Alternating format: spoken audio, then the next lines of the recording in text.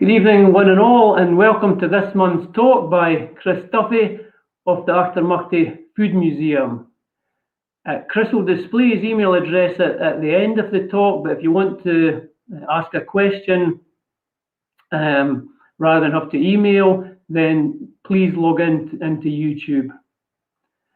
So, on to Chris. Chris is a former actor and puppeteer who now runs venues in Edinburgh. We think in both professions, this speaker is a first for us at Markinch Heritage Group. He is the founder and curator of the Achtermachty Food Museum, a project he created to share the collection of food-related books, photographs, manuscripts, and eating-related ephemera gathered over the past 35 years. Through exhibitions, publications, and events, he aims to contribute to the dialogue about our food and its place in our culture and history, both past and future.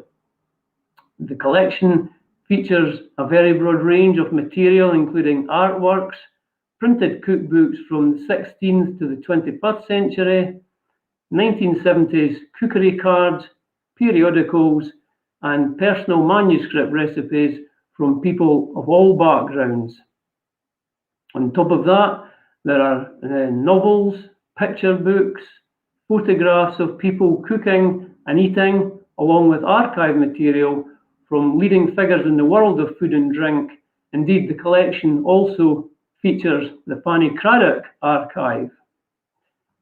The museum itself is housed in the High Street in Achtermachty in a former shop, which had been occupied by bakers, confectioners, and finally a butcher's.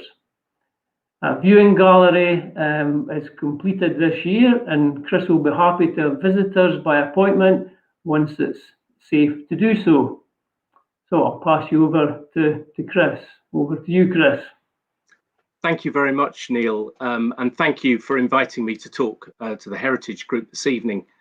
As Neil said, I run the Achtermachty Food Museum, and for the past few years, I've arranged touring exhibitions and events through which I try and share ideas about food and the culture that surrounds it. So I've got some images that I'd like to share with you. And so I'll just get that going here.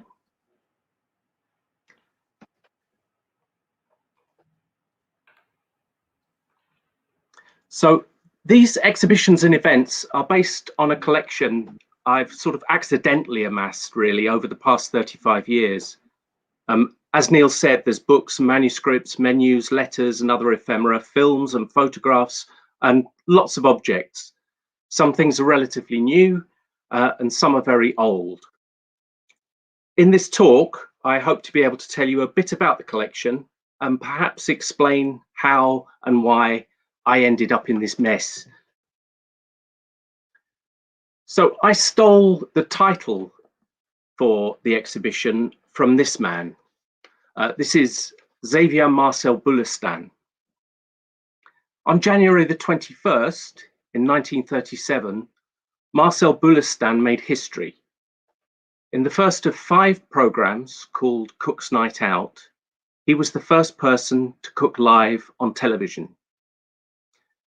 Now, it was for the BBC, obviously, and as you probably know, many of those early broadcasts weren't recorded in any way. So the only record we have of his appearance is through photographs like this one, letters, and early copies of the Radio Times. I'd just like to point out this photograph here. It's from 1937. Although Marcel is using the tools that could make an omelette, he's definitely not cooking an omelette on that occasion. But around the same time, Marcel also made a recording for the Zonophone company, and he repeated his performance, and it was called How to Make an Omelette. On side 1, Marcel guides us through everything we need to make the perfect omelette. And once we've got everything together, we can turn the record over and cook along with him on side 2. Now, he guides us towards a very hot fire. He suggests leaving the pan on the fire for 20 minutes, which today may be a little dangerous, but back then, maybe when heats weren't quite so keen, it was the sensible thing to do. He also suggests lightly beaten eggs rather than beating the hell out of them. And you have to use a lot of butter, he says, and a very heavy iron pan. He also warns us that there is one thing we should avoid at all costs, and that is an inferiority complex. It's a wonderful record of an interesting man.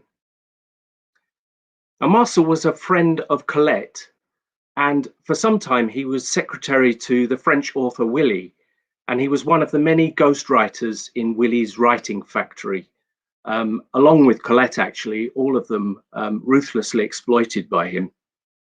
And he quite often pops up lightly disguised in his books, in Willy's books.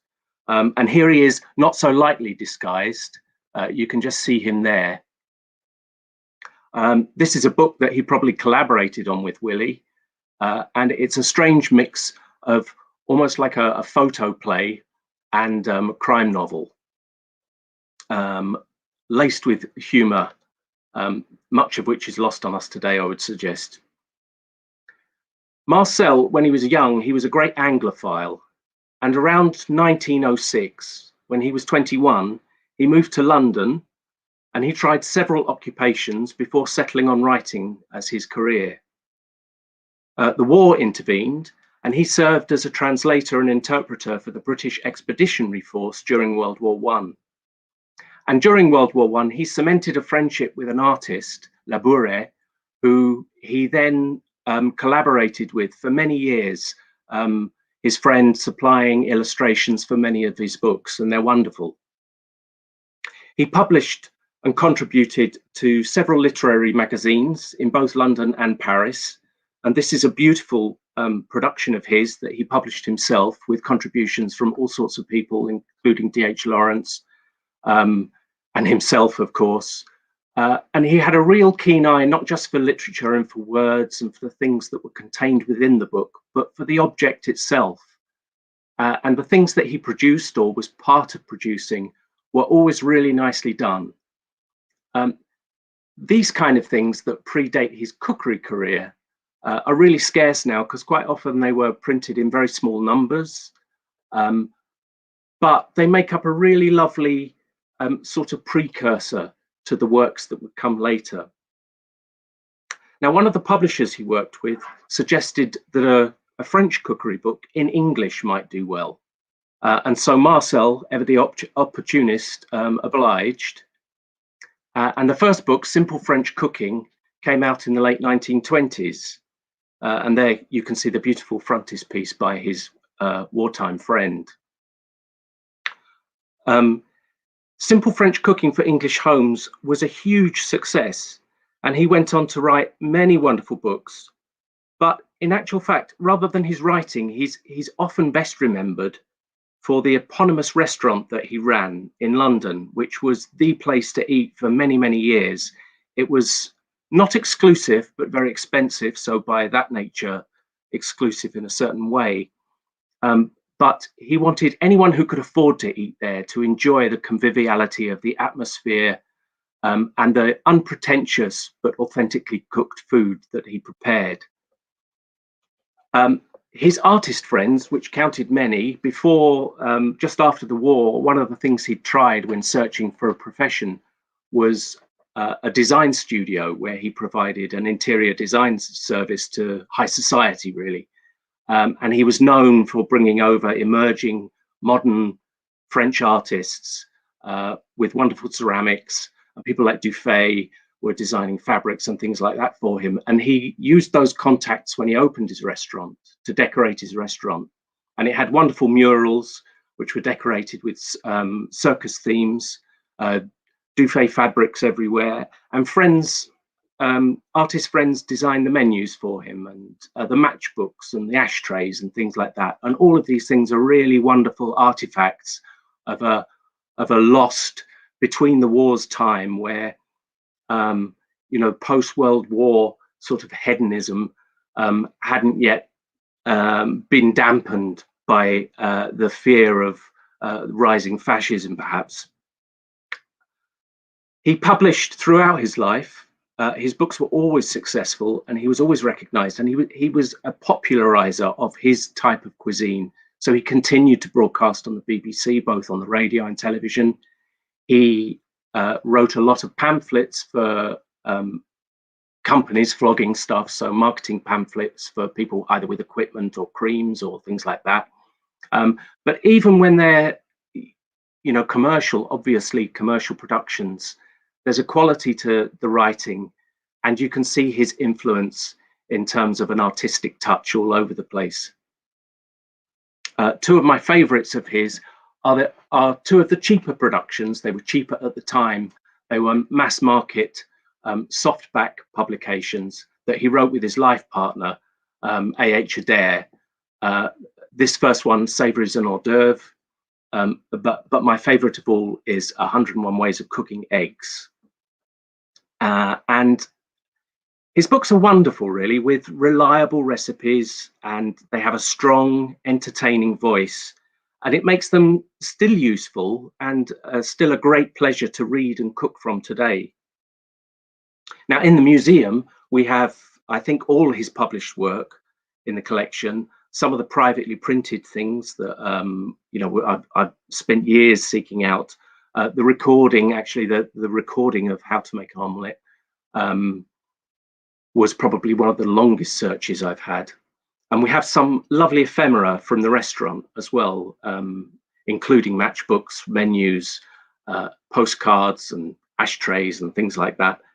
But pride of place probably goes to this, perhaps it's eccentric, but rather beautiful copper stockpot, which is from the first iteration of his restaurant. The first restaurant was called Restaurant Français, but after a short time, he closed it and tried again under Restaurant Bullesta. And in order to do that, he took over Sherry's restaurant in Covent Garden, which was a long-established restaurant. And this beautiful pot, much used and bashed about, and impossible to use now because it's wholly and not properly tinned, is signed by both Sherry's restaurant and Bullesta's. So from my perspective, a real treasure. I realize not everyone might agree. Marcel Bullesta is not really where my story starts, but there is a connection. Now, this is Alexandra Palace in North London, and it's where Marcel made those earliest BBC broadcasts. Of course, the first BBC studios were there. And I grew up just round the corner. The transmission mast you could see from the bedroom window, an absolutely huge thing. And really, it was my playground. There was a massive fire there in the 1980s, I think, if I remember rightly. And but before that, before all the restorations that followed, and of course, it's a very popular venue now for all sorts of things, from darts to boxing, antiques fairs and things like that. And it's a wonderful old building, Victorian building, set in beautiful grounds, and, you know, a proper people's palace. But it was kind of tired in the 70s and not very well guarded. So as kids, my friends and I, we would go up and play in the playground and play on. There were a couple of World War II bombs that I'm sure were safe but unexploded, and we used to play on those as well. But you could also get into bits of the building which were sort of semi-derelict, and it was a real fantasy adventure kind of place. So a huge part of my childhood imagination was based in this place. And when I found out about Marcel and that place, it made a real connection within me.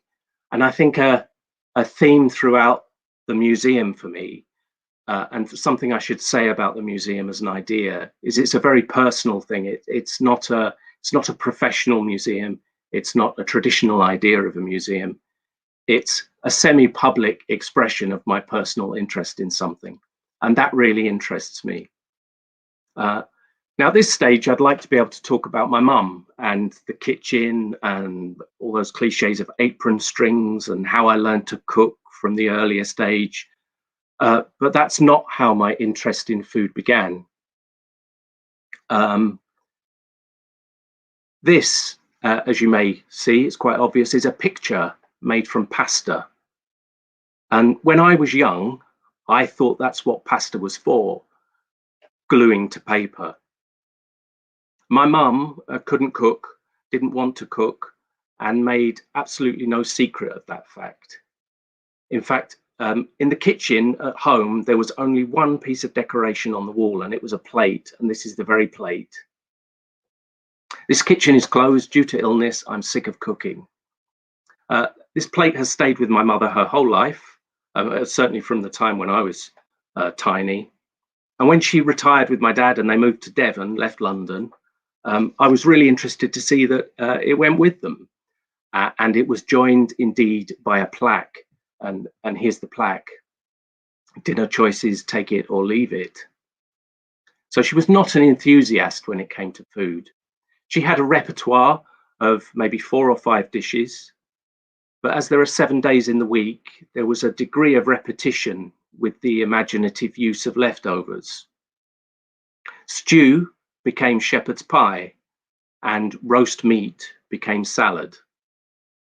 Sometimes the roast meat salad would, with the addition of cheese and a pickle, do a sort of lap of honour and become a ploughman's lunch.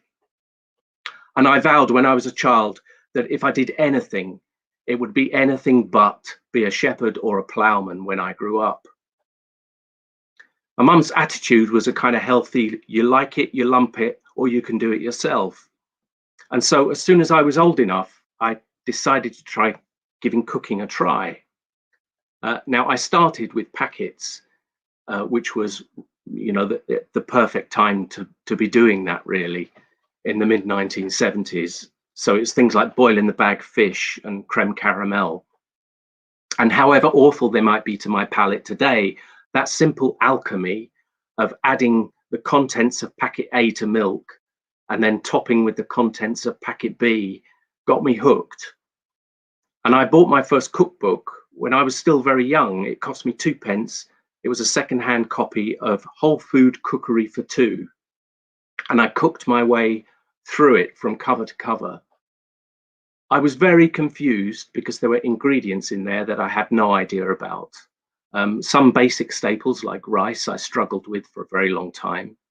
And things like garlic, the quantity identifiers for garlic confused me immensely. I had no idea between the difference between a bulb, a head, and a clove.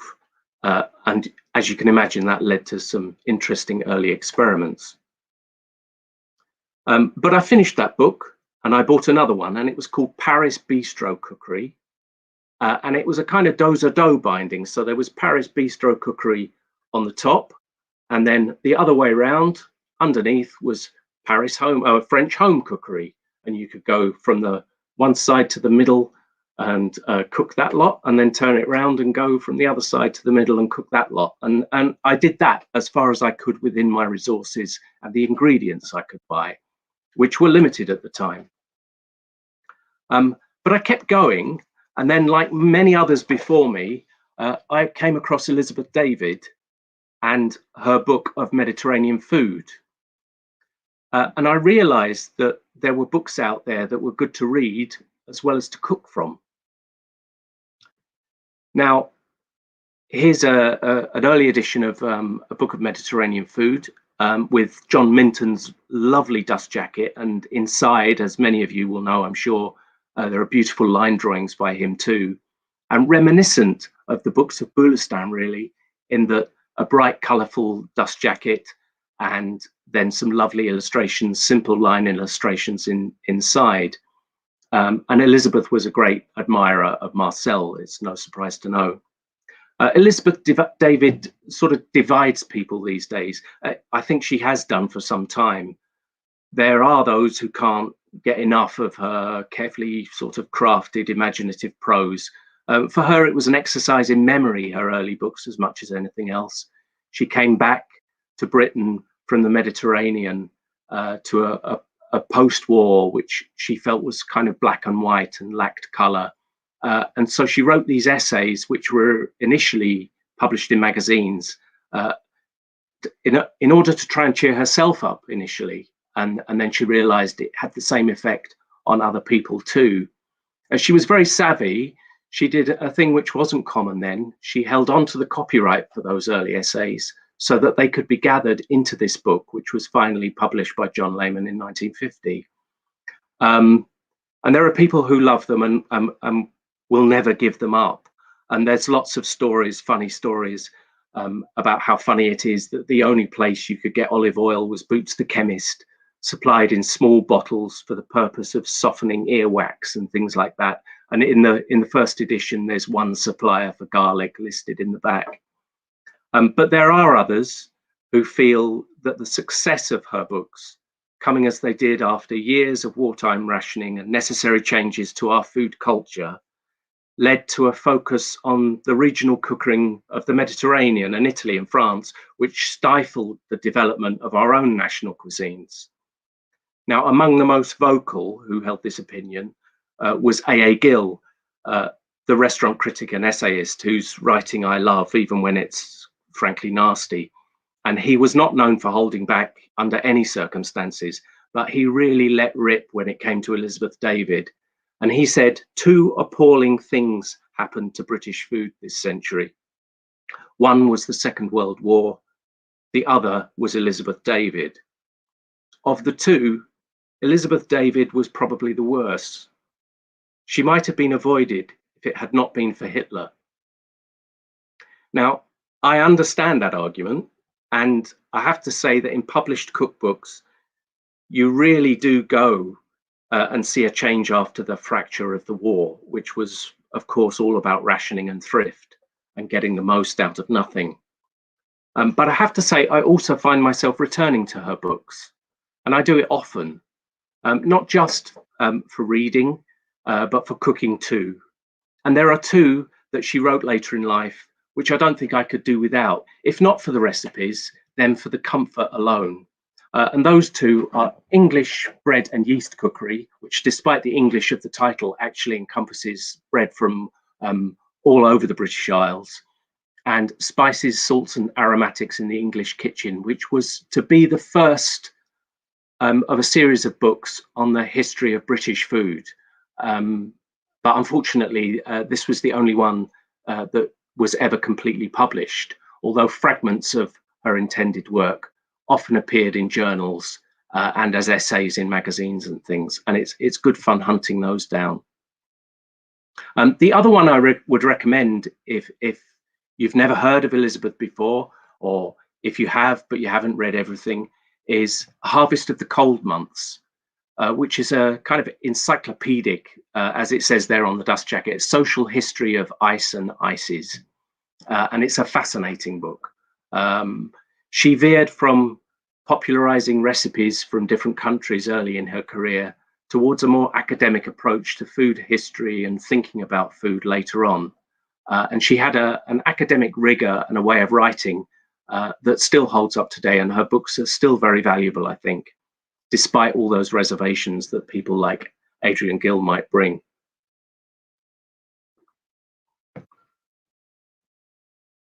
This is Maura Lafferty.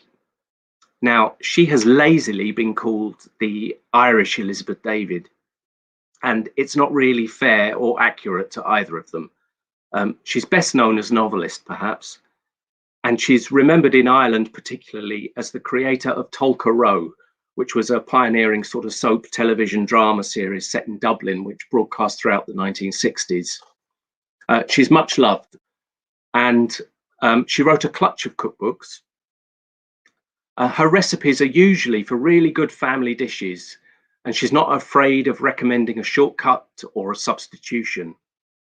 She's never precious in her writing and is often wonderfully sort of eccentric and engaging. Sometimes her writing's a little of its time now and then, but I think we can excuse that. Kind Cooking is my favorite book of hers, again, beautifully illustrated by an artist friend of hers. And here she is on soup. Once, before I got sense, I fell madly in love. I was so taken up with brooding that I had neither time nor energy for such occupations as eating and sleeping. My cheeks and eyes went in, and my collarbones came out. All in all, I was in a fair way to qualifying for a straitjacket or a wooden overcoat, or both. When my case became really desperate, I appealed to a friend who had given his life to the study of love potions and their antidotes. He advised me to drink plenty of salt water. I tried his prescription, and on my word of honor, it worked. Within a week, I was able to meet the author of my misfortunes without quivering like an aspen. Better still, I was able to look with a cold and critical eye on those little peculiarities of person and habit which until then had made him seem so utterly adorable. Within a fortnight, I was sleeping the round of the clock, and before the cure ended, I had as good an appetite as could be expected of a woman whose insides have been in a pickle for the best part of a month. You may be wondering what my unhappy love affair has to do with making of soup. Well, it has everything to do with it. I proved that salt water is fatal to love. All over the world, there are women whose hearts are breaking because their husbands have grown inexplicably cold. To such women, I say in all seriousness, what are you giving him in his soup plate? Is it really soup? Or is it just salt water? And this is more on the importance of meal times. The Spaniards, who have a proverb for every contingency, say, "Heaven help the man who marries a widow, for he gets a dead man's head served to him at every meal." I say, "Heaven help the family where the bantigue has not a proper sense of values, for their meals are haunted by the ghosts of kitchen casualties." Does it really matter, after all, that a cake is sodden? Won't it make a lovely pudding tomorrow if beaten up with milk and an egg and steamed in a bowl? What difference does it make that the sauce got burned? It won't hurt them to eat boiled mutton and bottled tomato sauce just once. And if the custard curdled, won't stirring it anti-clockwise while it cools make it smooth again? Even if it doesn't, it isn't terribly important. What is important is to do everything to make mealtime the kernel of happy family life, the hour of reunion and peace and relaxation and content.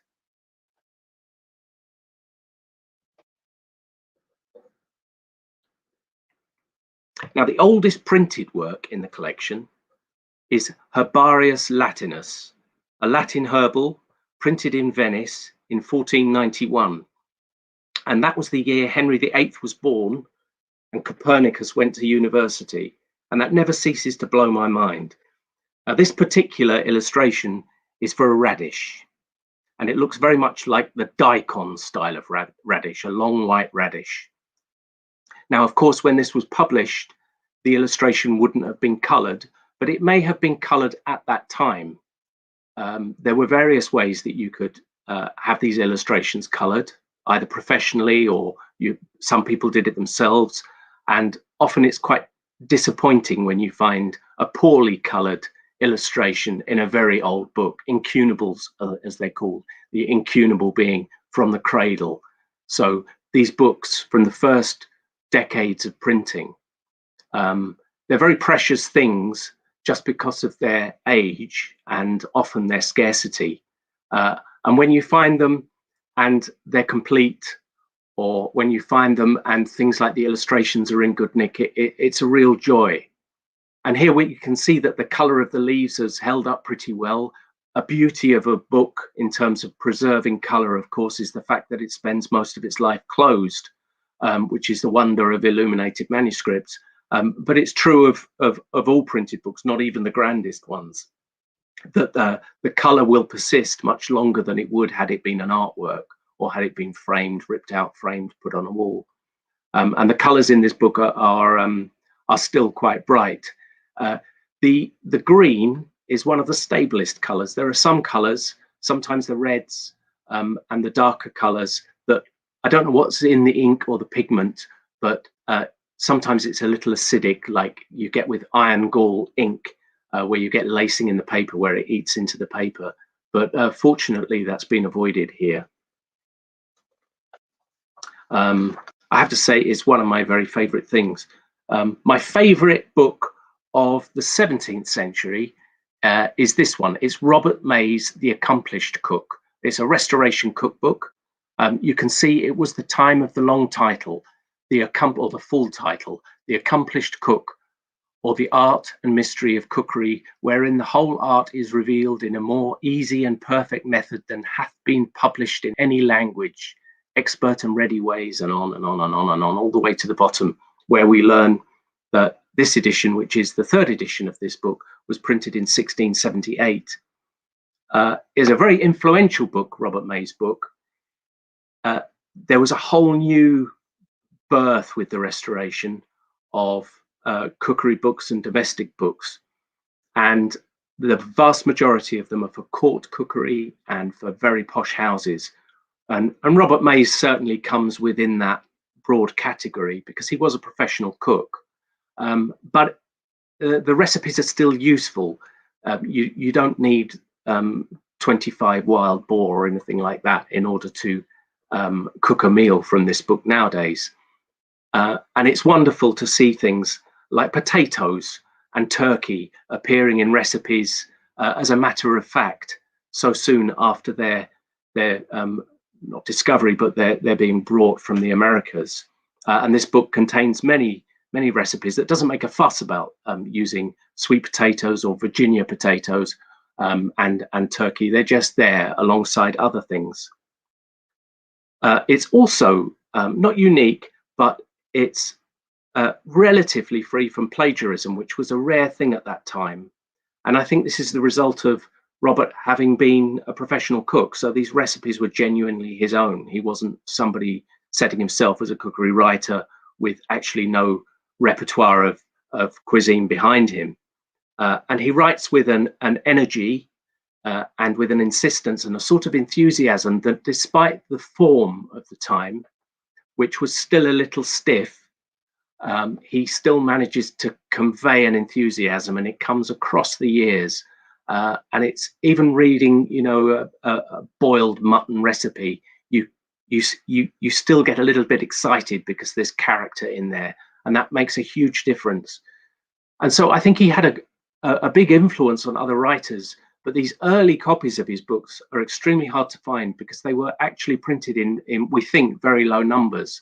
There's possibly only 400 copies of The Accomplished Cook printed within the 17th century. And certainly the first edition is extremely scarce. A thing about editions and all that thing, if you're collecting first edition fiction in a world of bibliophiles and bibliomaniacs, if you're collecting fiction, people always want to go for the first edition. It's always the most prized, the rarest, the most expensive, blah, blah, blah. The first time that thing appeared in print, as the author intended, etc., etc. But with cookery books, it's slightly different. They often do carry a premium just because of the tradition of bookselling, I guess. But actually, the second or third edition, sometimes the fourth, fifth, sixth, and with Robert May, it's very true.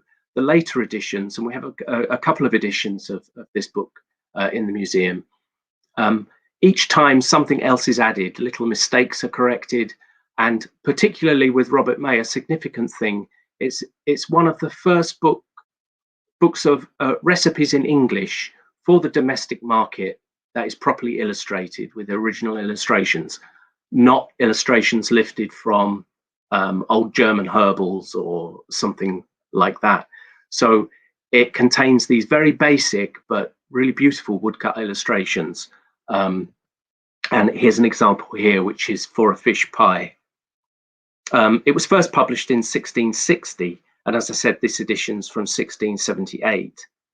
There are, I have to say, a lot of soup recipes and probably more recipes for eel than you're ever really going to need. Certainly more than I will ever need. Another old book, but not quite as old as those, but nevertheless still a treasure, is this book from the 19th century. And it was the first cookbook in Ottoman Turkish to be printed by lithography. And again, quite a scarce, interesting thing. And one of the beauties of this is that Ottoman Turkish cookbooks, of which we have many, are actually hard to find and hard to interpret. Ottoman Turkish is certainly not a forgotten language, but it is not a common language now. And so when you're looking to get things like this translated, you're looking towards scholars and things like that. But when we see an illustration like this, we immediately know what it's for, because this idea of a half carcass hanging up so that we can describe the cuts of meat is something that we see in many Victorian and Edwardian cookbooks, and in the 1980s had a revival again, where a lot of books started having a sort of pictographic representation of lumps of meat. So a really beautiful thing. One of the rarest books in the whole collection actually is also Turkish, although this time it's in English. And this is Turkish cookery book, very basically titled by Turabi Effendi, or Mr. Turabi, and it's from 1862. It was the first complete Turkish cookbook in English, and again was originally printed in very small numbers, but has never really been out of print, although not always under this title, but the recipes have been in print since 1862. If you buy a Turkish cookbook now, a sort of not a modern one created by a modern Turkish cook, but a touristic one, or the book of Ottoman cookery or something like that, it will almost certainly, the majority of recipes will have been lifted from Turabi Effendi. It has a wonderful title page in both Ottoman Turkish and English, and with this lovely dedication.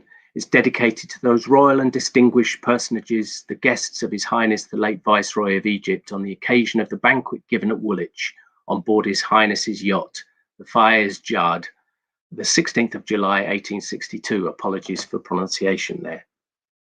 A really scarce, rare thing, and a delight to have. While we're looking at oldest, rarest, that kind of thing, here's the biggest book in the collection. It's an oversized folio, so really quite big, where the paper's only been folded once to create the gathering, and then not really a large paper size originally. And it's Athenaeus, his Banquet of the Learned, which is a treasure trove of classical snippets from the 2nd and 3rd centuries, and much of it's concerned with dining and culture. And it's presented in a sort of Platonic dialogue form. I don't have Latin, as they say, so I have modern translations of this work, and it's full of gems, gossip, stories. And because its whole conceit and its whole structure is based around the idea of dining and indulgence, if you like, then it sits very well within the collection. This edition is from 1612, and it was edited by the humanist scholar Isaac Casaubon. Here's the smallest, that being the biggest, and this is Country Fare, a novelty really. It's by the Lilliput Press, who produced lots of tiny books during the 1980s and beyond, I think. This one's from 1986, bound in calf with lovely little gilt ruling there and a title on the spine, and it's really very tiny, and here they are together, a happy couple. It's another very old book, and although printed in the 16th century, it contains works from lots of places, really. Apicius is the main book in this collection, and Apicius is generally regarded as the earliest proper cookbook, and by that I mean a book of recipes that were written with the intention for them to be followed in some way. It was compiled in the 1st century AD, and rather than coming from one author, it's generally accepted now that it was a gathering and a collection of material, and then it was all grouped under this idea of this character, if you like, Apicius, and most correctly, I think, is called Apicius, but it's had lots of names over the years. It's sometimes called De Re Coquinaria, on the subject of cooking, but often appears under other titles, and quite often with other works as well, as is the case here, where it's published with Bartolomeo Platinas on Honourable Pleasure and Health, which is the first printed cookbook, and it dates from the Renaissance. This edition, which also contains a work on condiments, dates from 1541 and was published in Lyon. Here's an extract from Apicius, just in case you're looking for some Roman kitchen inspiration. It's famous for having dormouse recipes and things like that, and it's jolly good fun. Sauce for flamingo. This is from book 6. Pluck, wash and dress your flamingo and put it in a pan. Add water, salt, dill, and a little vinegar. Halfway through the cooking, bind up a bundle of leek and coriander to cook with. Near the end of cooking, add defrutum for colour. Now, defrutum is a kind of grape syrup. Put it in a mortar with cumin, coriander, laser root, mint, rue, and pound. Pour on vinegar, pour on some of the cooking liquor, and sweeten. Pour back into the same pan and thicken with starch. Pour the sauce over the bird and serve. So you can see there that although a very exotic ingredient for us, flamingo, the kind of structure of the recipe is very familiar to us, and a lot of the ingredients are. And you could easily follow this recipe today with slightly different ingredients, maybe omitting the flamingo. And whoever was the author of this text reassures us that if you don't have a flamingo, it's fine, because you can also make the same sauce for parrot. Not everything in Apicius is exotic. A lot of the vegetable and pulse recipes have barely changed, really. If you go to parts of the Middle East, or where obviously the Roman Empire had a lasting influence, you still get the flavors of that time, and there are lots of people who love to cook from Apicius, but even if you're not one of those, and I'm not a recipe recreator really, but I love them as flights of fancy and as journeys of imagination when you read these things. Now, not everything in the collection is very old or very rare.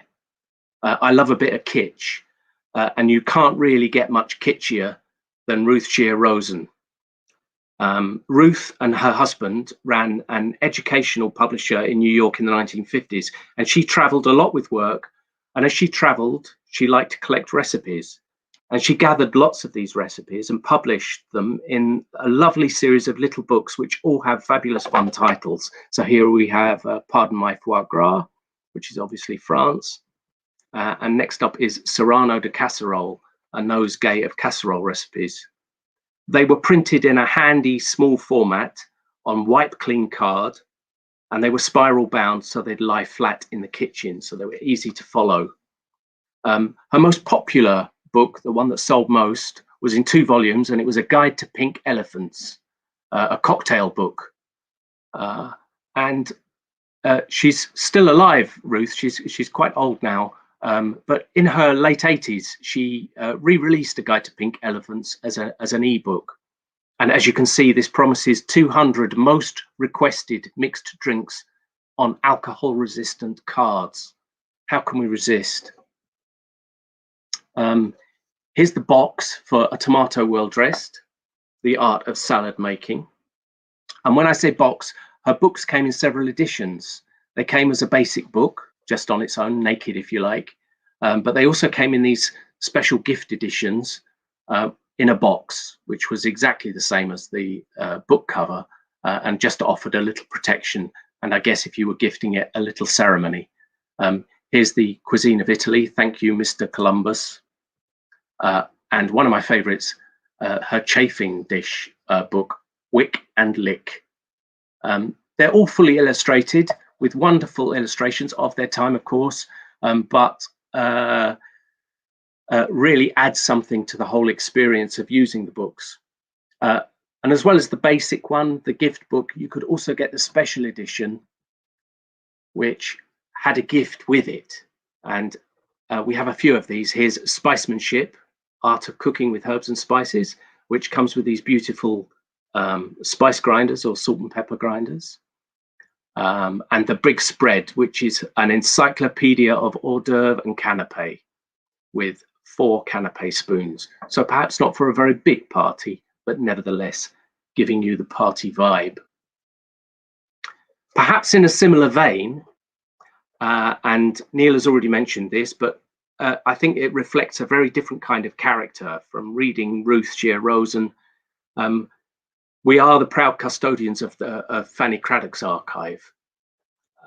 This photograph, which is has a sadly faded signature, but nevertheless a signed photograph, predates Fanny's cookery years. I think this is from her period where she was trying to make it as a writer of fiction. And just to say something about that, I think the experience of women in publishing is very interesting. Obviously, a lot of cookery books have been written by women from the earliest days of cookery books.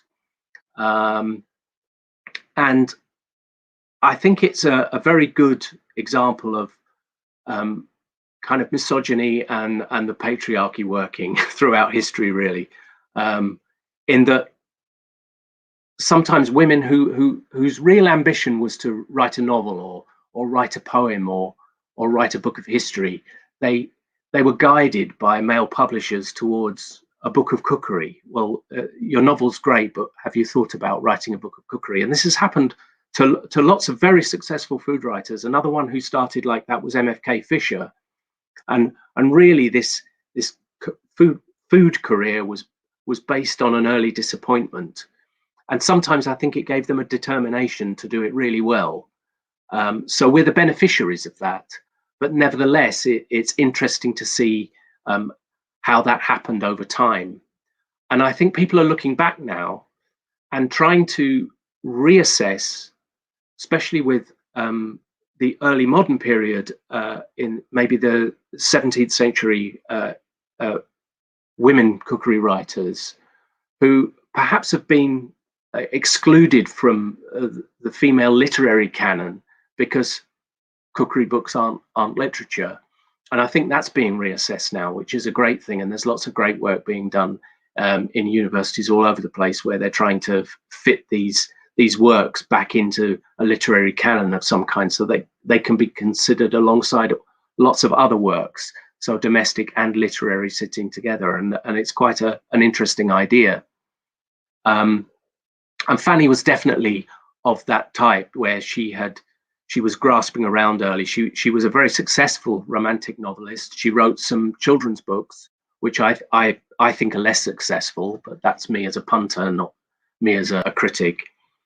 But eventually she fell into this cookery field, and along with her husband wrote under a pseudonym, a bon viveur, for newspapers and then for books. And her early appearances on radio and television were under the guise of bon viveur. And it was a while before she slipped away from under that sort of carapace and fully flourished and became the force that she did become. The archive's really quite extensive. It contains correspondence, her fabulous collection of menus, many of which are annotated with amusing and often quite acerbic observations, hundreds of photographs. It's a really rich resource. It also has her scrapbook collection, which is 10 big scrapbooks. Initially, the early ones are very grand, leather-bound things, and they cover the period of her rise and her great success. And I don't know whether they were professionally put together or obsessively put together by her or her assistants, because she was famous for having a fair few assistants. But they're beautiful things, and they do really record everything. For every TV show, every appearance, every event. And things like the appearances that they did for nearly a week at the Albert Hall, where they were performing cooking live to an audience of 7,000 people. I mean, it's an incredible level of success that we can probably compare to other things today, but was unprecedented then, really. Of course, she and Johnny, their great love was Escoffier, the classic turn of the century, early 20th century classic French cuisine, and she interpreting, reinterpreting, adapting that for, as they would say, the British housewife. And she remained loyal to that theme all her life. And of course, the popularity of that came and went, really. And some of her adaptations, as we'll know from the camper, sort of more outrageous things that still crop up now and again, were odd, to say the least. But their success cannot be denied. And they had all sorts of other enrichment deals with publishers and people pushing products, culinary products and things like that. So, and they were real pioneers in that area. There's also a small clutch of manuscripts that go along with the scrapbooks. And the final scrapbooks are sad, really. They go from scenes like this and the memories and the tickets and the programs for these massive events to here's a page from one of her later scrapbooks, which really she'd stopped working. And the final scrapbooks are made up of clippings and articles that she's cut and pasted from her own earlier publications to kind of keep the project going, but there's no new material.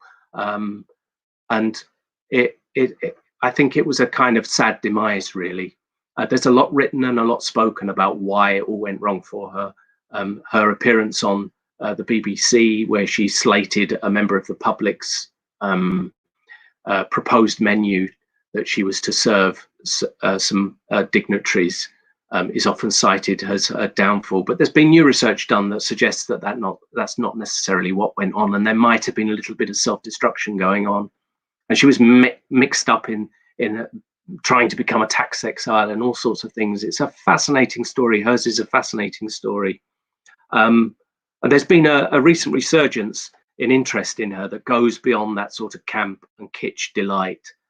She was a pioneer in so many ways, and the archive, I'm glad to say, and I hope it continues to be, is being a useful resource to researchers who are looking into that era of cookery, of popular food culture and television cookery and subjects like that through the 20th century.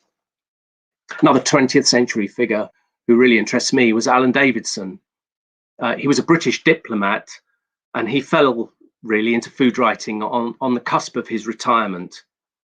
But despite that sort of late start, he went on to make a very important contribution to the culture and rigor of food studies.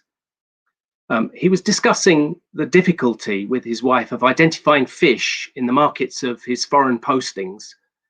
And he created his first guide, the Sea Fish of Tunisia, which he produced and published himself. I think it's actually been produced on a bander machine.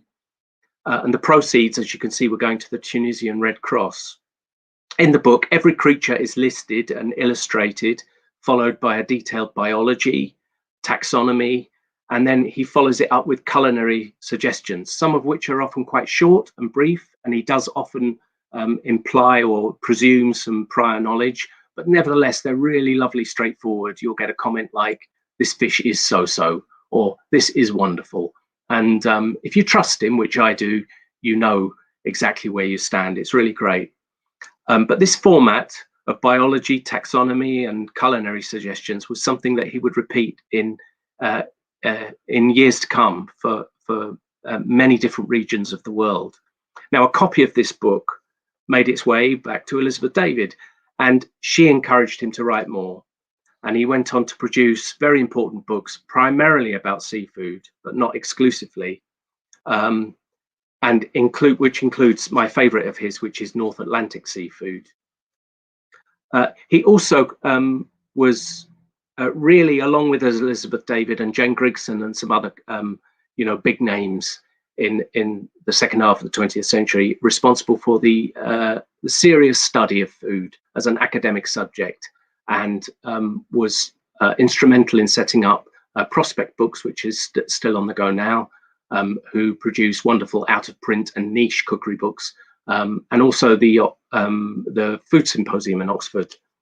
I think his crowning achievement, if you like, beyond North Atlantic seafood, is the Oxford Companion to Food, which he didn't do single-handedly, but he did much of it himself.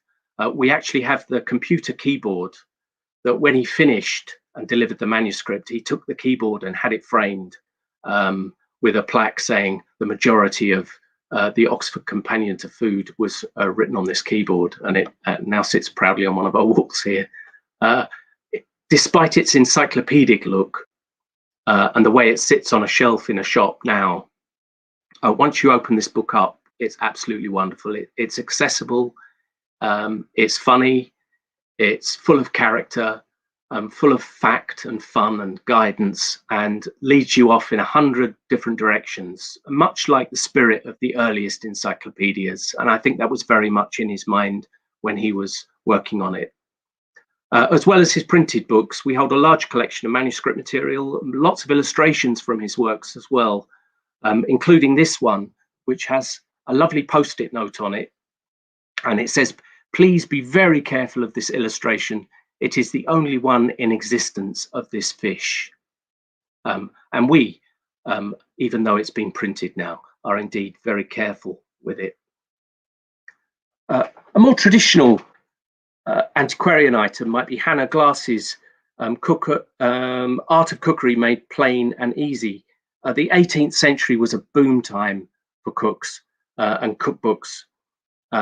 Elizabeth's but Mrs. Glasse's recipe, Hannah Glasse's recipe, really recipe book really rests, her reputation really rests on the way she ordered the book. She was a plagiarist. She lifted a good much more than a third of this book from other sources. She didn't even rewrite them. She did their straight lifts, which was common because even though there were copyright laws at the time in the 18th century, the recipes weren't covered. But the way she organized them and disseminated the recipes and explained them to people was new. She didn't assume any prior knowledge. She simplified them and made them accessible. And the cookbook started to come out of the posh country house and the court and into the middle class home. Very cookable, as you might say now, and very entertaining to read. This is a trio of Scottish cookbooks from that period as well. Now, all three of these people, Elizabeth Cleland, Mrs. McIver, and Mrs. Fraser, at some time were all teaching cookery. I think Mrs. Fraser was the first edition of her book. She boasts that she's the only teacher of these arts in Edinburgh. But by the second and third editions, that boast has gone, and I think she was joined then by Elizabeth Cleland and then by Mrs. McIver. So maybe Mrs. Fraser was the first. The most comprehensive of these books is definitely Elizabeth Cleland, a really wonderful selection of not just Scottish recipes, but recipes that people in Scotland were enjoying. And although they're written books, they're published recipes, so they can't be representative of what everyone was eating. These three together make a really important record of food and dining in Scotland in the 18th century. Another 18th century cookery writer was Elizabeth Raffald. This is an unremarkable book. It's a wonderful book, a Manchester businesswoman, very successful. The book went into many editions. This is the unremarkable 8th edition, still with her rather disappointing portrait, I think. She can't have been pleased with that. But the thing that makes this special and dear to my heart is the provenance. So you can see that this book was given to Gloria Swanson by Merle Oberon for Christmas in 1935. Unfortunately, I don't know where Merle got it from. And then in 1944, Gloria Swanson gave it to Zazu Pitts, another fabulous actress from the golden era of Hollywood. And the inscription here says, "To Zazu, because she has a something kitchen, and because I love her too, Merle wouldn't mind, Gloria." And I puzzled about the something kitchen. I couldn't quite make out what that word was. And then eventually I thought, I think it says round. And then after a little bit of research, I found out that she did indeed have, Zazu Pitts did indeed have a round kitchen. And here it is. And it was created for her along with the rest of her house by Paul R. Williams, famous American architect working in Hollywood and doing many stars' houses at the time. And so the wonderful thing about provenance and a book like this is that it connects Elizabeth Raffald to three fabulous Hollywood actresses of the golden age and one of the earliest African-American architects, and a really wonderful thing to have. I'm still acquiring books all the time, old and new, and this is one of the newest acquisitions, which is an artist's book. It's by the American artist Ben Denzer, and it's called American Cheese, and it's actually 20 slices of highly processed American craft cheese bound in book form. Importing it was pretty tricky, and the first one was destroyed by customs actually, but now it sits very happily on a shelf by some very old chopsticks and some Soviet menus.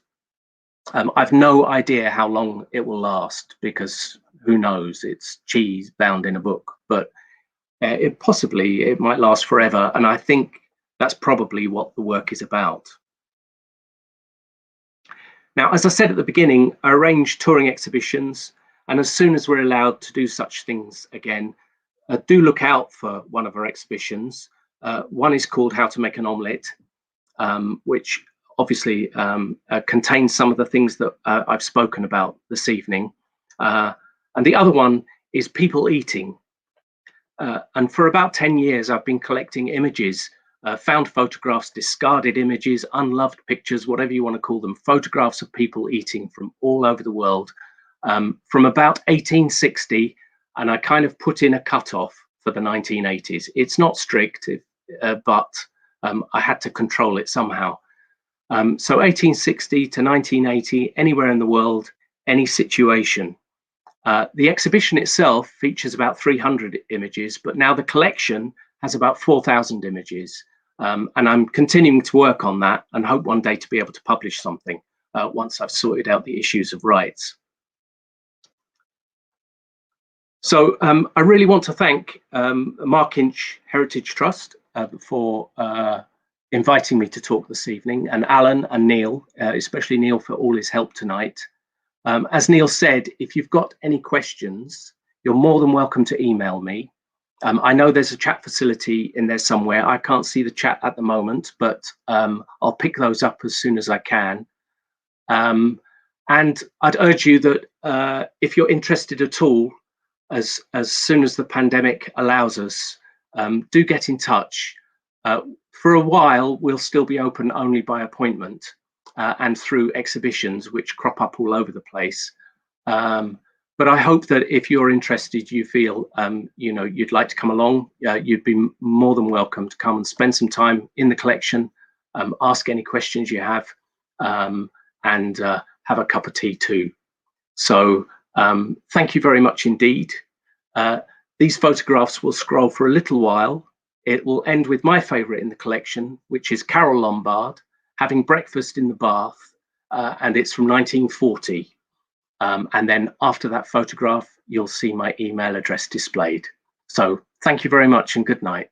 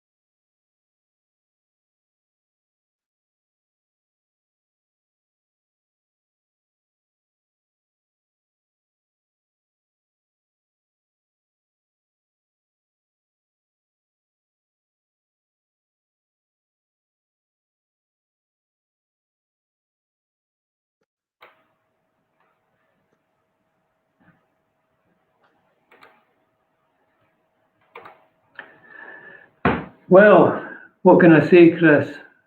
Fascinating fascinating talk, unique certainly for us, expertly delivered, comprehensive, so much detail in there, so much research that you've clearly done, quite amazing. If you're okay just to hang on for a couple of minutes, see if anybody puts any questions into the chat box there. Yes, of course. Thank you very much. I had a couple of questions myself.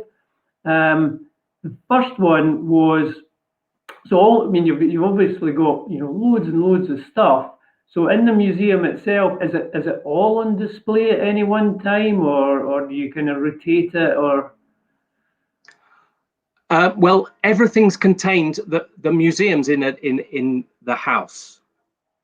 So the first public gallery will be in the former shop, which is obviously forms part of the, or at one time did form part of the house. So really, we've never had a fully open public space, and that's what we're moving towards doing at the moment. So everything is accessible all the time, really, because we're by invitation. People quite often come in groups, and I can tailor the exhibition to the interest of the group to some degree.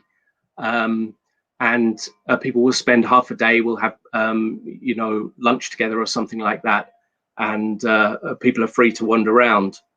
As far as the exhibitions are concerned, they're usually in other venues, so I take them out on the road and set them up and leave them in spaces for a period of time, and those can sometimes be traditional art galleries, but I've also done them in shopping centres and unusual spaces, theatres, museums, things like that. So there's really, I'm trying to get the collection and the idea of a museum into as many different places as I can. But yes, everything's here. It's not all on display all the time, because obviously, we have maybe 4,000 or 5,000 books, maybe 10,000 photographs and things like that. So it's all stored. So whenever somebody comes, I try to get an idea of what interests them, what they might like to see, and we can add that to the sort of permanent display, if you like. And in terms of the exhibition, is this just Scotland, or how far have you taken the exhibition, Chris? So People Eating has been over the border into England, and we'll be going to Turkey sometime. It was due to go to Turkey this year, but lockdown has put a kibosh on that. So I'll go as far as I can. How to make an omelette slightly different, because I usually couple that with the talk. So I haven't gone as far with that, but so just within Scotland, how to make an omelette, as I haven't done that anywhere else yet. But I hope I sort of make these things and kind of craft them, I hope, in a way that they'll last, and I can keep adding to them and develop them, as well as looking at new projects as well. Yeah. So how long have you been doing the exhibitions? Around about 5 years. It started in a very small way, and then I was asked to give some talks, and I got onto the Pecha Kucha circuit for a while, which are those micro talks where you talk for a very short time to 20 slides under pressure, and it's a very social event, lots of subjects in one night, and that generated more interest. So it was very small initially, and it's grown over time, really, as my ambition has grown and as people's interest has grown. Really, I didn't know what I was doing when I started. I didn't know whether anyone else would be interested. I wanted, frankly, to see if I was utterly nuts, and it was a form of mania, that this collecting thing. And so I think one of sharing it perhaps was a way not to justify that, but to explain it to myself and to put it into context. And when you hear that my story and my interest in these things sparks other people to reflect on their stories and their relationship to food, it feels like it somehow works. Mm-hmm. You explained at the beginning, of course, how this all kind of came about, which, yeah, is perfectly understandable. Does that mean that you're an expert chef, an expert cook then, Chris? I would say I'm a good home cook. I enjoy cooking, and I cook everything. I like to think I'm not a bloke cook, so I don't just, I don't use every pan in the kitchen, and I don't just do the barbecue. I'll do all the family meals, but I've cooked for a long time, so I think if you do something for 30, 40 years, despite the example of my mother, who doesn't seem to have changed her habits at all, I think with the will, you can improve. Mm-hmm. But I've dabbled once or twice. I worked in a bakery for a little while, and I've worked in kitchens once or twice for very short periods of times, days here, days there, to help friends out and stuff like that. And I'm not sure that's for me. So I don't think I ever wanted to be a professional chef or be a cook. It's I haven't done it myself, but from what I gather, it's a tough job. It's a hard, I think it's brutal. Yeah, long hours and quite a pressured environment, from what I can gather. Yeah, not particularly well paid unless you're at the one of the higher ranking. I think you've got to crack the entrepreneurial thing. Possibly. Maybe if you can do that, you can make a living. But I mean, the food history, modern food history, is peppered with people who had it all and it all went south. There's lots of sad stories in food, as in the way that there are in entertainment and music and things like that. I think it attracts volatile personalities, and I think it's a difficult business to survive in. I think it's changing, but certainly the history suggests that it's not something to do unless you have to or you love it. Mm-hmm. So talking about volatile personalities, what have I done? That side of things seems to have calmed down in terms of TV shows. I just wondered what perhaps your own favourite cookery TV show, whether currently, or in fact, both currently or from the past, and from the past as well. Well, I do like watching Fanny Craddock, but there's a little bit of watching through your hands over your face sometimes with that, and so I don't entirely trust myself there that I'm being kind when I'm doing it. But I've enjoyed, I don't really get into them in the way that I will stick with something forever, but there's been periods where I really enjoyed MasterChef and the American iterations of those shows. When they're entertaining, it's great. I quite like the documentary things and the more serious things, and Netflix has been great for, quite well-produced documentaries on food and food culture. I'm a real fan of Anthony Bourdain. I discovered his writing quite, as it was coming out, if you like, and somebody described him as being like Elizabeth David on crack, or and I think it was exciting. It was, people hadn't written like that about food, if ever, for a long time, and I think his television program was really, his various series were really well crafted, and he had a real awareness of politics, art, literature, which went along with it all. So when he was in a culture, it wasn't just a colonial observation. It felt like it was coming, there was some humility there, and it felt like it was coming from a really informed position, which meant that the people he was meeting performed better and meant the food looked tastier, or he was really clever, I think. And another case of somebody who obviously we weren't seeing everything, and really sad when he took his own life. Is that available? Excuse me, is that available on Netflix? Yes, I think you probably have to swap between Netflix and Prime to. He had a few series, but his name's always in the title, so you can always find him. And food is always a central theme, but really they're travel shows punctuated with food. Mm-hmm. And I think that probably appeals to me more than a cookery show now. I mean, it's funny.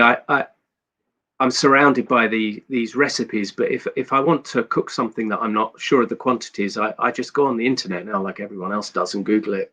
And so the function of the cookbook and the function of the TV show and things like that, I think has changed for everybody. And even if you're an enthusiast, it's changed for me too. Yeah, I can understand that. Yeah. Just like a lot of things, the access that we have to things has changed. Changed all sorts. Hasn't it just? Encyclopedia to whatever you care to think of. It's been a massive change.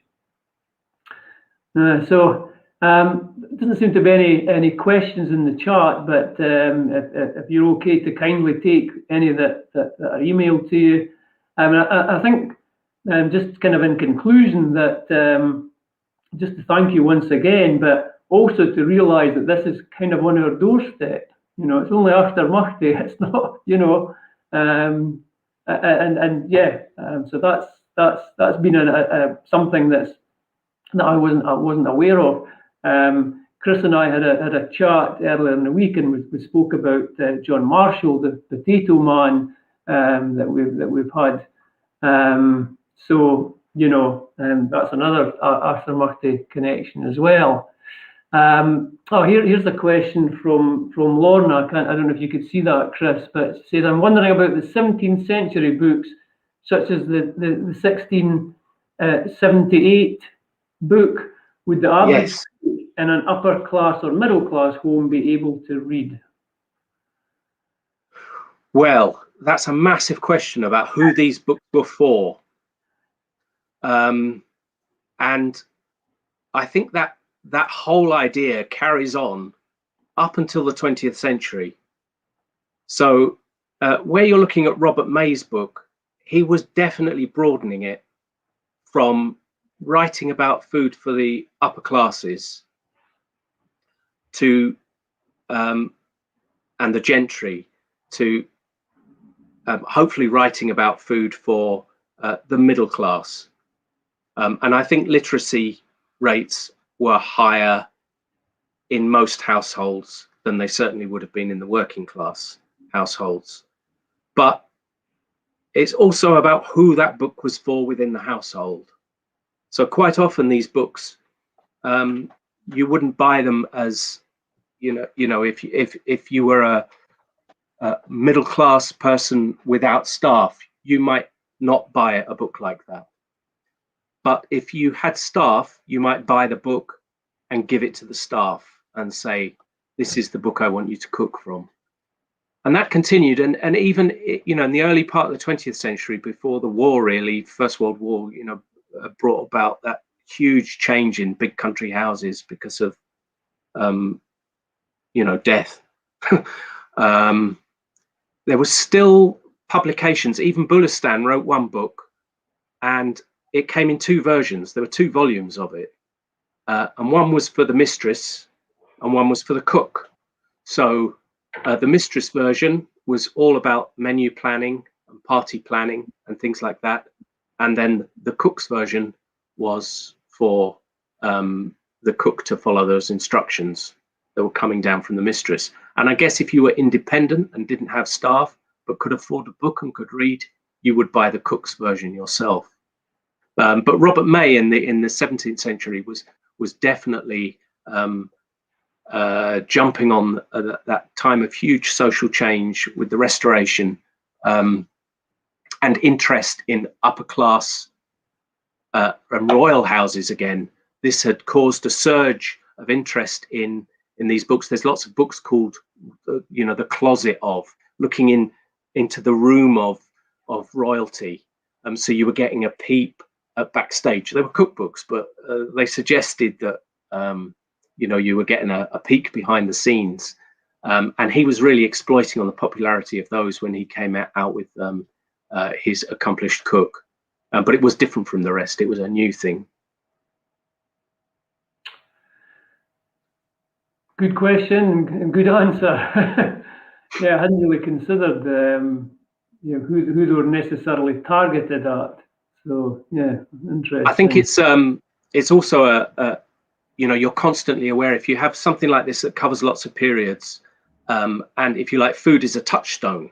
It's not the history of the world, but it's always there in the history of the world. It can be weaponized through famine and scarcity, and it can be abused personally or by states or by rulers.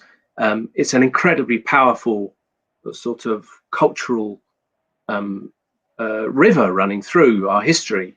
But I'm not an academic. I left school very young. I was an actor. I left school at 16, so I'm not educated either. It's all self-educated, and you realize the huge gaps that you have in your own understanding of history and your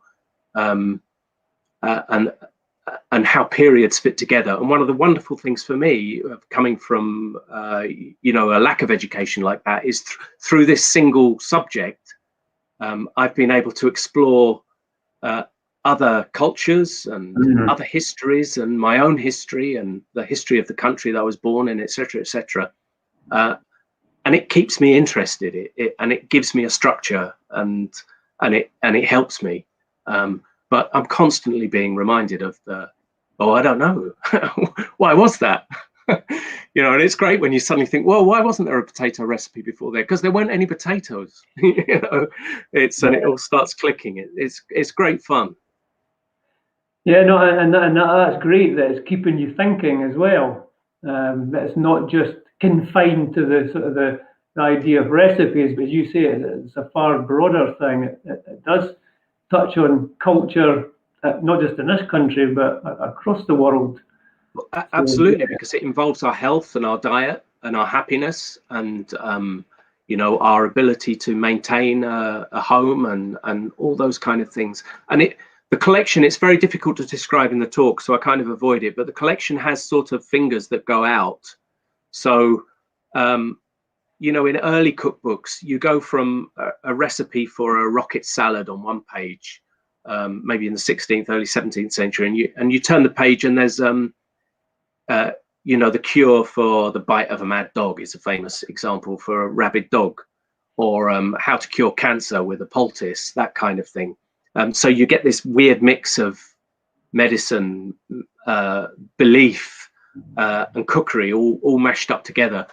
And I really like that. It really interests me. And so tracing that idea is something that I'm very interested in. So the use and abuse of food, and food as a medicine, and food as a drug, and as an addiction, and alcohol and things like that, and drugs, that's another finger that goes out. So it goes from sugar and tea, and it creeps into the opium trade, which comes back round into ideas of addiction and pulp fiction in America, and trash novels and that kind of thing.